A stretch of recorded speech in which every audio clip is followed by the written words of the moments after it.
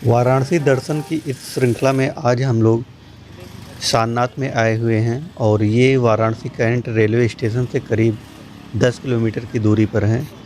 और यहाँ अंदर जाने के लिए अभी टिकट खिड़की से टिकट नहीं मिल रहा है। कोरोना के चलते अभी केवल ऑनलाइन टिकट मिल रहा है और वो क्यूआर कोड आप मोबाइल से स्कैन करके और फिर टिकट बनाकर फिर अंदर जा सकते हैं।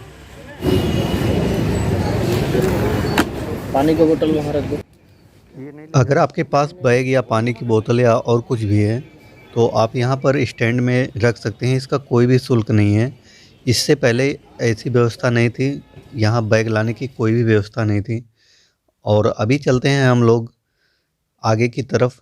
यहाँ हमें देखने के लिए सम्राट अशोक का चतुर्मुख सिंह स्तंभ और भगवान बुद्ध का मंदिर, धामेक स्तूप, चौखंडी स्तूप, राजकीय संग्रहालय, जैन मंदिर, चीनी मंदिर, मूलगंध कुटी और नवीन विहार और भी कुछ हैं जो हम आपको आगे वीडियो में दिखाएंगे।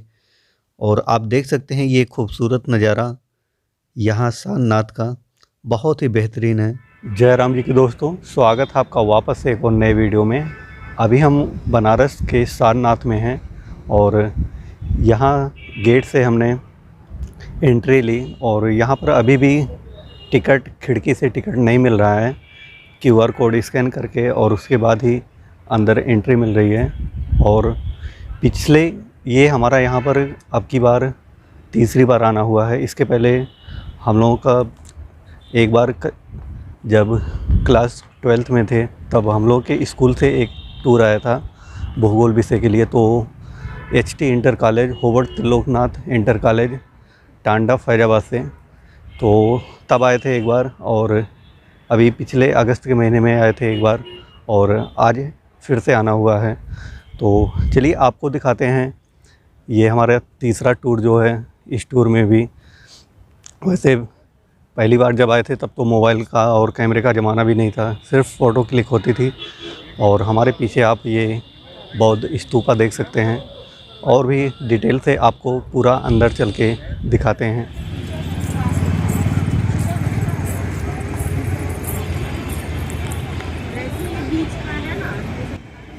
यहाँ सारनाथ में आने के बाद आपको यहाँ की कलाकृतियाँ और जो खुदाई के बाद मिले अवशेष हैं उन्हें देखकर आपको एक ऐतिहासिक जगह पर होने का एहसास होगा।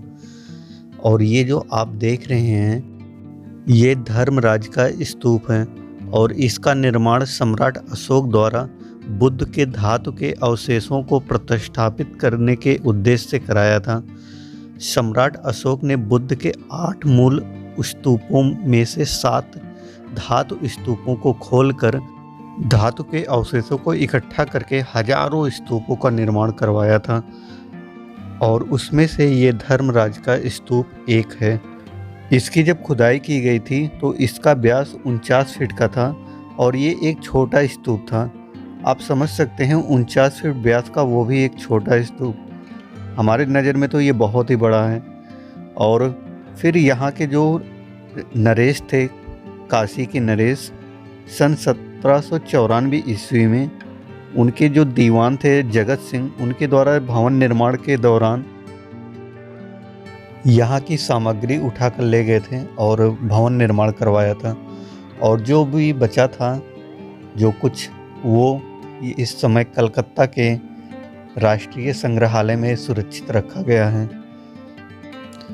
दोस्तों, सारनाथ बौद्ध धर्म का सबसे प्रमुख स्थल है क्योंकि भगवान बुद्ध ने ज्ञान प्राप्ति के बाद अपना प्रथम उपदेश यहीं पर दिया था अपने शिष्यों को। और इसके अलावा 3 और प्रमुख स्थान हैं। नेपाल में लुम्बिनी और बिहार में बोध गया और उत्तर प्रदेश में ही कुशीनगर में है। लेकिन ये स्थान बौद्ध धर्म का सबसे प्रमुख स्थान है क्योंकि भगवान गौतम बुद्ध जी ने अपना प्रथम उपदेश ज्ञान प्राप्त के बाद यहीं पर दिया था अपने शिष्यों को। तो इस वजह से ये बहुत ही प्रसिद्ध स्थान है बौद्ध धर्म का। और इस स्थान को इसीलिए धर्म चक्र प्रवर्तन के नाम से जाना जाता है और यहीं से बौद्ध धर्म का प्रचार प्रसार की शुरुआत हुई थी। और आज पूरी दुनिया में बौद्ध धर्म करीब करीब आई थिंक हर एक देश में छाया हुआ है। बौद्ध धर्म के अनुयायी आपको हर जगह मिल जाएंगे। और यहाँ आप देख सकते हैं जो ताखे की तरह बनाए गए हैं, इसमें मोमबत्ती रखी गई है। आई थिंक इसे जलाया जाता होगा तभी ये काला है। सारनाथ में बौद्ध धर्म का विकास सर्वप्रथम सम्राट अशोक के शासनकाल में हुआ था। उन्होंने सारनाथ में धर्मराज का स्तूप, धामेक स्तूप और सिंह स्तंभ का निर्माण करवाया था और आज वही हमारा राष्ट्रीय चिन्ह भी है।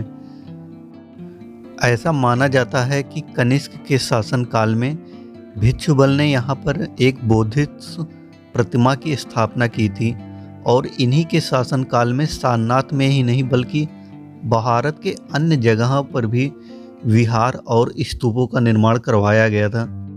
हर्ष के शासनकाल के दौरान ही ह्वेनसांग भारत में आए थे और उन्होंने सारनाथ को बहुत ही खुशहाल नगर बताया था। महमूद गजनवी ने 1017 ईस्वी में जब भारत पर आक्रमण किया था, उस दौरान उसने वाराणसी पर भी आक्रमण किया था और इस समय उसने सारनाथ को बहुत ज़्यादा नुकसान पहुंचाया था।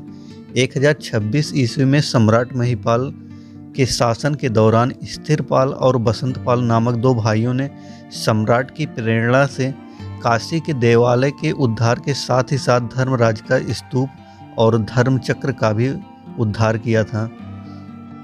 गाहड़वाल वेश के शासनकाल में गोविंद चंद्र की रानी कुमार देवी ने सारनाथ में एक बहुत ही बेहतरीन विहार बनवाया था और उत्खनन से प्राप्त एक अभिलेख से भी इसकी पुष्टि होती है। इसके पश्चात सारनाथ के वैभव का अंत हो गया। यहाँ पर सबसे पहले खुदाई का काम सन 1815 ईस्वी में कर्नल कैकेंजी के द्वारा करवाया गया था, लेकिन उन्हें कुछ ज़्यादा सफलता नहीं मिली थी और जो कुछ भी मिला था वो इस समय कलकत्ता के भारतीय संग्रहालय में सुरक्षित रखा गया है। और उनके खुदाई के 20 साल के बाद सन 1835 से 36 में कनिंघम ने सारनाथ का विस्तृत उत्खनन करवाया था। उत्खनन में उन्होंने मुख्य रूप से धमेक स्तूप, चौखंडी स्तूप और मध्यकालीन विहारों को खोद के निकाला था। कनिंघम का धमेक स्तूप से 3 फुट नीचे 600 ईस्वी का एक अभिलिखित शिलापट मिला था। इसके अतिरिक्त यहाँ से बड़ी बड़ी संख्या में भवनों में प्रयुक्त होने वाले पत्थर के टुकड़े और मूर्तियाँ भी मिली थी, जो अब कलकत्ता के उसी भारतीय संग्रहालय में सुरक्षित हैं। अगर आप कलकत्ता कभी जाएं तो आप वहाँ पर जाकर देख सकते हैं।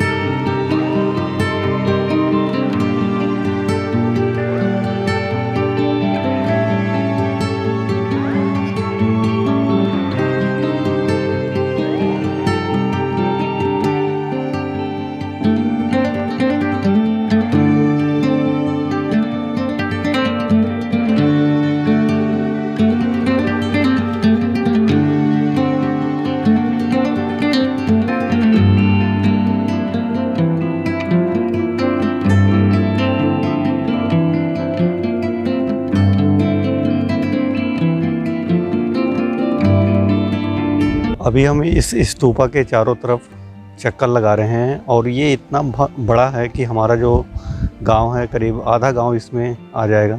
अगर इतनी जगह हमारा गांव जितना बड़ा है मतलब आधा गांव इसमें आ जाएगा, इतना बड़ा ये स्तूपा है।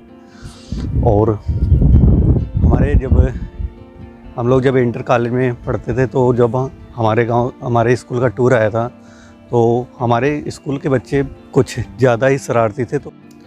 तो उसमें से एक टांडा शहर का एक लड़का था जो हम लोगों के साथ टूर पे आया था और वो काफ़ी स्मार्ट अपने आप को बन रहा था। तो यहीं पर जो बगल में भगवान बुद्ध जी का मंदिर है तो वहाँ पर सभी बच्चे टहलने के लिए गए थे, तो वो भी गया था और वो थोड़ा ज़्यादा ही स्मार्ट बन रहा था। तो वहाँ पर जो ये मंदिर है तो इस मंदिर में एक शायद कोई टूरिस्ट थी या कोई विदेशी गर्ल थी, तो वो अपनी डायरी में लिख रही थी। तो वो लड़का जो टांडा वाला लड़का था वो बोला कि यहाँ मंदिर में बैठकर और प्रेम पत्र लिख रही हो। वो ऐसे ही कुछ कमेंट किया तो उसने बोला कि तुम्हारी जैसी मानसिकता है तो तुम उसी तरीके से सोचोगे। और उस लड़की ने उस लड़के को बहुत अच्छे तरीके से झाड़ दिया था, मतलब सुना दिया था अच्छी वाली। तो उसके बाद उसका चेहरा देखने लायक था कि मतलब बहुत ज़्यादा वो अपने आप को बेइज्जती महसूस कर रहा था। तो उसके बाद सभी लोग रास्ते पर जब तक मतलब टूर से घर नहीं पहुंच गए तब तक उस लड़के का सभी लोग मजाक बनाते रहे। और अभी ये था एक छोटा सा मतलब एक छोटी सी घटना थी, कोई बहुत बड़ी घटना नहीं थी, लेकिन फिर भी मुझे याद आ गया यहाँ पर आने के बाद कि जब हम लोग इंटर में आए थे तो ऐसा कुछ अलग हुआ था हम लोगों के साथ।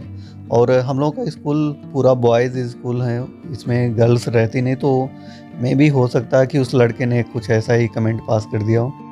और ये अशोक स्तंभ है, इस समय इसकी ऊंचाई 7 फीट 9 इंच है, लेकिन जब इसको बनाया गया था तो ये और भी ऊंचा था। और इस स्तंभ का ऊपरी सिरा अब जो सारनाथ संग्रहालय है उसमें रखा गया है और ये संग्रहालय आपको गेट के बाहर ही मिल जाएगा। और अगर आप वहाँ भी घूमना चाहें, वहाँ भी देखना चाहें वहाँ तो उसका भी टिकट और यहाँ का भी टिकट दोनों साथ में ही आप ले सकते हैं। और वहाँ पर भी जाकर आप बहुत सारी पुरानी चीज़ें हैं, बहुत सारी जो खुदाई में यहाँ पर निकली थी तो कुछ यहाँ पर रखी गई हैं और कुछ जो कोलकाता का भारतीय संग्रहालय है वहाँ पर रखी गई हैं, तो आप देख सकते हैं। जब भी आप आएँ तो आप दोनों जगह का टिकट ले लें और दोनों जगह आप देख सकते हैं। जो यहाँ पर ही बाहर ही एक और संग्रहालय है वहाँ पर। तो ये था हमारा एक छोटा सा वीडियो जिसमें हमने काशी दर्शन के दौरान सारनाथ में आपको यहाँ की जो खुदाई के बाद प्राप्त हुई चीज़ें हैं उन्हें दिखाई। तो वीडियो कैसा लगा कमेंट सेक्शन में ज़रूर बताइएगा। और हाँ, अगर आप बनारस घूमने आना चाहते हैं तो हम आपको कुछ सुझाव देना चाहते हैं। जैसे आप बनारस आएँ तो उस 2 दिन का समय लेकर आएँ, 2 दिन आपके लिए पूरा पर्याप्त रहेगा यहाँ घूमने के लिए। पहले जिस दिन आप आएँ तो उस दिन अगर शाम को आप पहुँचते हैं तो आप गंगा किनारे घाटों पर भ्रमण करके आप आरती देख सकते हैं। और नेक्स्ट डे आप सुबह काशी विश्वनाथ जी के दर्शन करके और फिर आप अगर जाना चाहें तो मानस मंदिर, तुलसीदास मंदिर और उसके बाद आप रामनगर किला भी जा सकते हैं। और उसके बाद अगर आपको समय मिलता है तो फिर आप यहाँ सारनाथ में भी आ सकते हैं। और फिर आप शाम को घाटों पर जाकर चाहे 80 घाट पे चाहे दशाश्वमेध घाट पे आप दोनों जगह से किसी जगह पर जाकर आरती देख सकते हैं। और अगर आपके पास और ज़्यादा एक्स्ट्रा टाइम है तो आप चुनार किले पर भी जा सकते हैं जो बनारस से करीब आई थिंक 25 से 30 किलोमीटर के आसपास में है। तो मिर्ज़ापुर के चुनार के किले पर भी जाकर आप एक ऐतिहासिक जगह का आनंद ले सकते हैं। और रहने की बात करें तो यहाँ पर आपको धर्मशाला भी मिल जाएगी और हॉस्टल भी मिल जाएंगे, होटल भी मिल जाएंगे। यहाँ पर हॉस्टल बहुत ही रीजनेबल रेट में मिल जाते हैं, बहुत ही कम रेट पर आपको 200, 250, 300 में अच्छे हॉस्टल मिल जाएंगे। और धर्मशाला तो बहुत सारी हैं, आप किसी भी धर्मशाला में रुक सकते हैं बहुत ही कम पैसे में। और खाने की बात करें तो यहाँ का खाना बहुत ही सस्ता है, आपको 100 से 150 रुपये तक आराम से एक टाइम का खाना मिल जाएगा। और नाश्ते में आप कचौड़ी का आनंद ले सकते हैं और जलेबी का, और भी कई चीज़ें हैं जो आपको, तो यहाँ का पूरा फुल टूर आप 2 दिन में पूरे आराम से कर सकते हैं। लेकिन हाँ, एक बात का और ध्यान रखिएगा, यहाँ पर जो टैक्सी ऑटो का भाड़ा है वो थोड़ा ज़्यादा है, और यहाँ की गलियाँ थोड़ी तंग हैं, सड़कें थोड़ी तंग हैं क्योंकि सड़कों की चौड़ाई कम है। और तो ऐसे ही आप बनारस टूर कर सकते हैं, बहुत ही बेहतरीन। आप 2 दिन आइए, घूमिए, टहलिए और यहाँ बनारस का जो रेलवे स्टेशन है ये देश के करीब करीब हर एक बड़े शहर से जुड़ा हुआ है।